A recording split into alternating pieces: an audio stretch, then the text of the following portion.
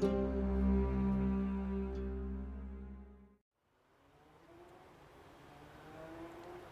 guys, welcome to my update. It's been about a year since I've made an update video for the channel, so I thought it was about time, particularly since things are about to change a little bit on the channel. It's April the 14th here at the moment, 2016, which means we're about the middle of autumn here in New Zealand at the moment. It's a nice sunny day here, but you can tell it's middle of autumn because it's starting to cool down, especially overnight and early in the morning.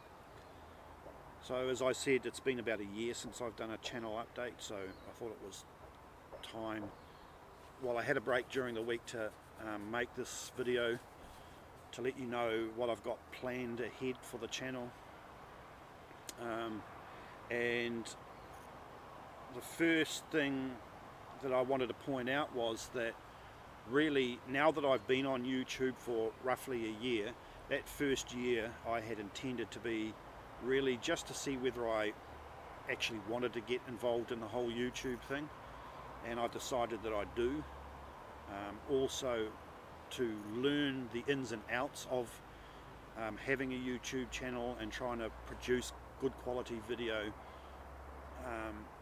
It's taken me pretty much a year to get my head around all that. YouTube is a bit of a complicated thing, and there are still issues that I've had to deal with up until relatively recently, like the ongoing issue of adding music to your videos and finding out that what you thought was free music isn't actually free at all, and the producers of those music tracks start clamping your videos and stopping you from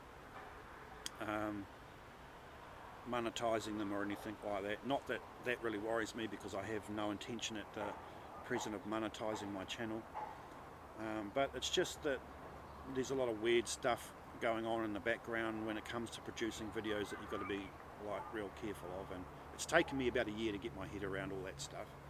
But I'm at a point now where I know how to use YouTube's system, and I know how to get reasonably good videos up, and I've got my artwork and everything all sorted out, my branding and everything sorted out. So I'm really at the end of that whole introduction of learning about the YouTube thing. The other couple of things that I wanted to do over the last year was, because it's been a while since I've spent a lot of time in the outdoors because of being focused on living in the city, having a family and all that sort of thing, I've had to build up my kit again for camping and hiking, and looking towards getting more seriously involved in bushcraft skills. So it's taken me about a year to buy pieces of kit and test them out and muck around and decide what I like and what I don't like, and what I need and what I don't need. So I'm pretty much there now. There's still a couple of things I've got to deal with. So I've got a couple of reviews coming up, which I'm going to do over winter while I'm not out as much as I would be here over spring, summer and autumn. So I've bought myself a tent, which I didn't think I was going to do. I thought I was pretty much going to go all year round with a tarp and hammock, but I've decided that I might not be doing that now, that in the winter, or at least in the colder months, I'm going to resort to a tent when I can. So I bought myself a Sill Hex Peak, the version 4, by a company called Lux Outdoors. I think they're a British company. So I'm going to do a review on that because it's an excellent piece of kit. I could only find one outlet for them here in New Zealand, and if you're a Kiwi watching this, that review in particular, and if you spend a lot of time in the outdoors and that, or are considering it, buying one of those tents is something really worth considering. They're not cheap, but very well constructed and light, very light. So that'll be something to look forward to. I've also had a few small additions to my kit that I want to do a kind of overall of my kit again, and focus on those small additions, new pair of boots, look at the knife I've been using, talk about the axe I've been using, and the fact that I've bought myself another Bergen. I've bought an olive drab one, and I want to talk about why I've done that and the difference between the olive drab one and the camouflage one. So there's probably a couple of videos there about the other items of kit, splitting them up and focusing on specific things. So that'll be another thing to look forward to, kit review over winter, update and consideration of winter things. I also recently, in view of looking toward winter, made myself a wool blanket bush shirt. They're referred to by various different names on YouTube. In New Zealand here, the wool blanket bush shirts are very similar to what we call a swan dry, and bushcrafters, campers and that in the UK will be very familiar with the New Zealand swan dry, which is a very long woolen bush shirt. So there are versions of those things on YouTube which are made from wool blankets, and I recently made myself one and I'm very happy with the end product. So I'm going to talk about that whole thing for anyone who's interested in making a bush shirt, and for those of you, especially the bushcraft people who are more crafty kind of people and like to make things and everything. It's a project that's really worth having a go at. I also want to do a video on video. One of the things that I learned when I was, over the last year, while I was trying to work out how to deal with YouTube and how to deal with making videos while I was in the outdoors, is that there are not a lot of videos on YouTube which describe the basics of what all that involves. And particularly amongst the bushcraft community and camping and hiking people, they seem to particularly not want to focus videos themselves on their camera equipment and what is involved in taking outdoor movies while they're in the bush. It seems that there's kind of a concern that because a channel, the subject of your channel is bushcraft or camping or hiking or whatever, that you shouldn't be talking about cameras and video itself.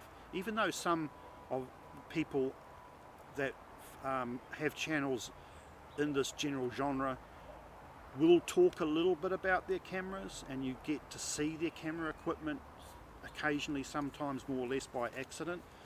No one really seems to be devoting videos to filming, which I find a little bit unusual, because those of us who take camera equipment outdoors with us while we're camping, hiking or doing bushcraft or whatever, we all know that that side of our outdoor experience is actually quite a big deal. There's a big expenditure for equipment. The weight and volume of all that equipment adds a lot to what you're carrying with you when you're hiking and camping, and just the sheer act of making movies in the outdoors while you're having your outdoor experience is quite a big deal. So it takes up a big chunk of the whole experience, and no one's really talking about it. So another thing I'm going to do over winter is make a video on videoing, the basics of it, for anybody who is considering, who is watching videos like the videos on my channel and is considering getting into making videos while they're outdoors. I just want to talk about some of the basics of what is involved in that, and what I've learnt about what it seems that other people are doing in their experience of filming outdoors as well. So things like the equipment that I use, the kind of equipment I take with me, the amount of time that's involved in making videos, filming them, as well as post-production and all that kind of stuff. So that's another thing for over winter. Video on videoing. And the last thing I wanted to talk about in this update is that, as far as outdoor stuff is concerned, because we're now coming into winter, and that's going to cut down on the amount of outdoors time I get, probably. Although here in New Zealand particularly in the region that I live in, because it's subtropical here, the winters here are not as harsh as they are in a lot of places in the US and in the UK. So it is actually still possible here to get out and do a lot of day-long hikes, fishing and all that kind of thing, even a bit of overnighting, and it's not too cold or too wet here in patches during the winter. But I've got three main things I want to get done between now, over winter, and sort of into the middle of spring. And the first one is that I'm going to do a hike, hopefully maybe next week, but hopefully over the next couple of weeks, up into the Kāweka Forest Park to a place there called Black Birch Range, for an overnight at a permanent bivvy there. That's at about 1,095 meters above sea level, which for those of you who think in imperial measurements, that's 3,600 feet above sea level. So really beautiful views out over the whole area where I live here, the Heretaunga Plains, and out to the Pacific Ocean. The place where I'll be camping is in native birch forest, so that's very beautiful forest as well, and it'll be a whole new thing compared to the kind of stuff that I've been filming so far here, which is reasonably close to home and places that are reasonably easy to get access to, while I've been practicing doing all my video stuff for YouTube and getting my head around this whole experience. So Black Birch Range in the Kāweka Forest Park, that's the next thing, and that will be an overnighter or maybe 2 nights. I'm going to try and do it for 2 nights because I want to spend as much time up there having a look around as I can, because the place where you park your car to get onto the track that I'll be taking is a kind of hub for a number of tracks that go right up into the highest peaks in the Kāweka Forest Park, which has the highest mountain in Hawke's Bay, Kāweka J. So I want to have a good look around there while I'm there, mainly because of 2 reasons. I want to go back up when the first snow hits the ground to get some footage and hang around up there while it's snowing up there. So I need to go up and check out the particular area that I want to go into, because I've never been there before, and just have a look at what access there is like, and how far I'll be having to walk if there's too much snow on the ground and stuff like that, because I don't want to get stuck up there in the car and not be able to get back for work or whatever. The other reason for going up there and having a look around is that next year, when we do our big hike that we're still planning and sort of jostling around a bit, where there's going to be about 10 or a dozen of us with a whole lot of people from overseas, is at the present we're looking at 2 locations that we might be doing our 2-week-long hike with those people, and the Black Birch Range area is one of the places that we're looking at. So I want to get in there and have a scout around with a view to considering taking 10 or a dozen people up there next year.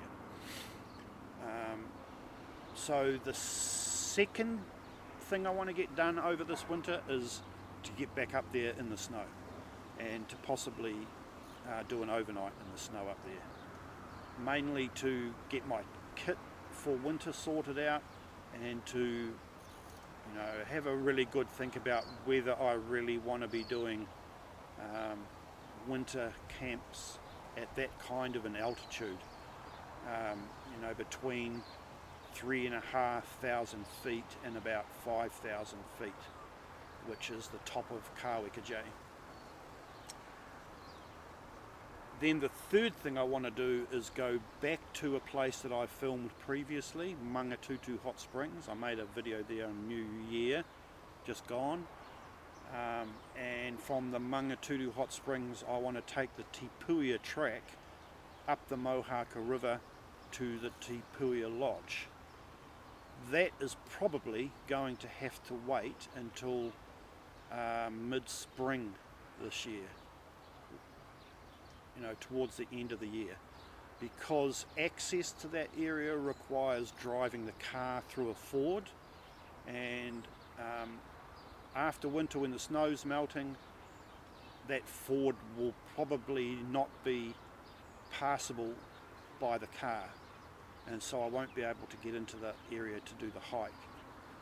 So I have to leave that for as long as possible, probably, before I can get an opportunity to go in there. So even though the black birch range in the next couple of weeks, then again in winter, and then up to the Tipuya track are the three main things I'm looking at over the next sort of 6 months. Every opportunity I get, of course, still I'll be doing short hikes, a few more up the river that you've seen in my previous videos, plus a couple of other rivers that I'm going to have a look at, and some beaches, and probably some day hikes on a couple of other tracks around here, sort of going further afield each time and expanding my area of interest up until next summer, so that I've got some good ideas about places where I want to be going next summer. So the idea over winter is to go out to some of those places and have a poke around and take some video footage in preparation for some more serious hikes next summer. So that's pretty much it for now. If you stayed with me till this part of the update, thanks for paying attention. I hope amongst all of that there's something there that you will find interesting, and don't forget, if you want updates to my channel, to push the subscribe button, and I'll see you hopefully in the next adventure.